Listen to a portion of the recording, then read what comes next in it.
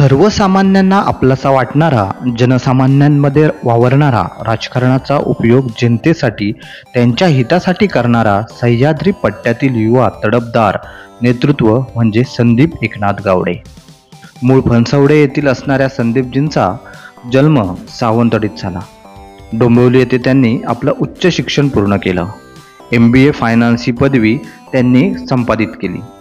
आई वडिलांनी दिलेला समाजसेवेचा वारसा ते पुढे घेऊन गेले. जिल्हा परिषद अध्यक्ष असणाऱ्या मामा चंद्रकांत गावडे यांच्याकडून त्यांनी राजकारणाचे धडे घेतले. या दरम्यान भाजपचे नेते कॅबिनेट मंत्री रवींद्र चव्हाण यांच्या ते संपर्कात आले. त्या कार्यकर्तृत्वाने प्रभावित होऊन त्यांनी राजकारणात सक्रियपणे उतरण्याचा निर्णय घेतला. अल्पावधीतच गावडे यांनी आपल्या कार्यकर्तृत्वाच्या जोरावर जनतेला आपलंसं केलं आणि आता भाजपचे युवा नेतृत्व म्हणून सह्याद्री पट्ट्यात त्यांची वेगळी ओळख निर्माण झाली आहे. डोंबिवलीसारख्या ठिकाणी काम करत असतानाच आपल्या जन्मभूमीत देखील जनतेसाठी काहीतरी करावे या हेतूने ते काम करू लागले. याच दरम्यान 2015 रोजी भाजप पक्षाकडून जिल्हा परिषद सदस्य पदासाठी त्यांना उमेदवारी देण्याचं ठरलं. परंतु आरक्षण पडल्याने ही संधी हुकली. मात्र जनतेची केलेली कामे, विकासाचं असणारं व्हिजन यामुळे पक्षाने त्यांना पंचायत समिती लढवण्याचे आदेश देऊन त्यांना स्वतःला सिद्ध करण्यासाठी एक संधी दिली. पक्षादेश मानून संदीप गावडे यांनी विलवडे पंचायत समितीतून उमेदवारी अर्ज दाखल केला. याच दरम्यान 2017ला मोठ्या मताधिक्याने ते या मतदारसंघातून विजयी झाले.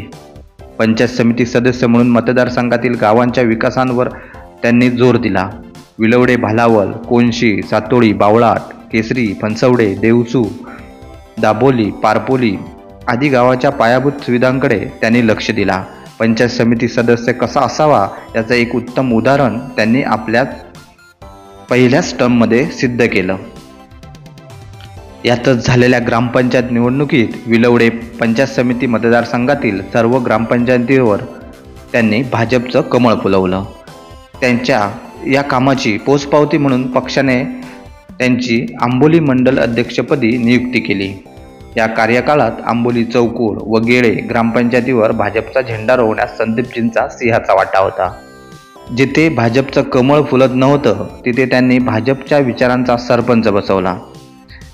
गेली अनेक वर्षे सामाजिक बांधिलकीतून ते विविध सामाजिक उपक्रम राबवित आहेत.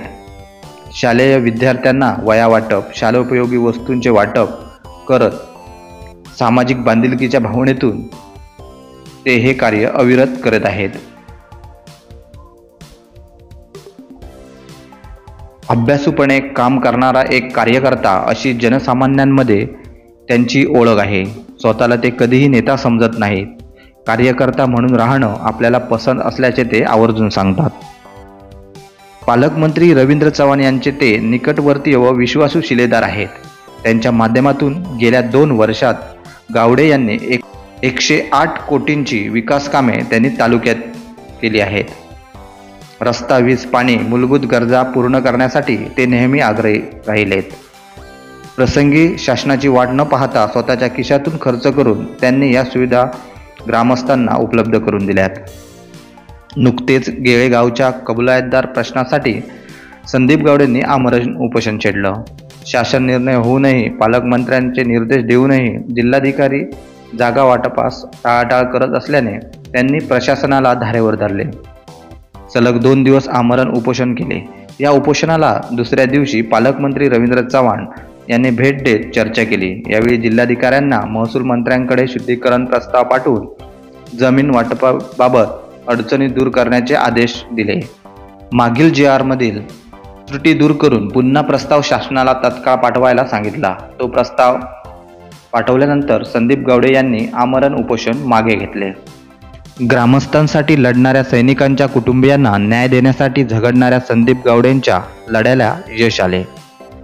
यासह क्रिकेटप्रेमी विद्यार्थ्यांना भविष्यात संधी मिळावी यासाठी क्रिकेट चषक ते दरवर्षी भरवतात.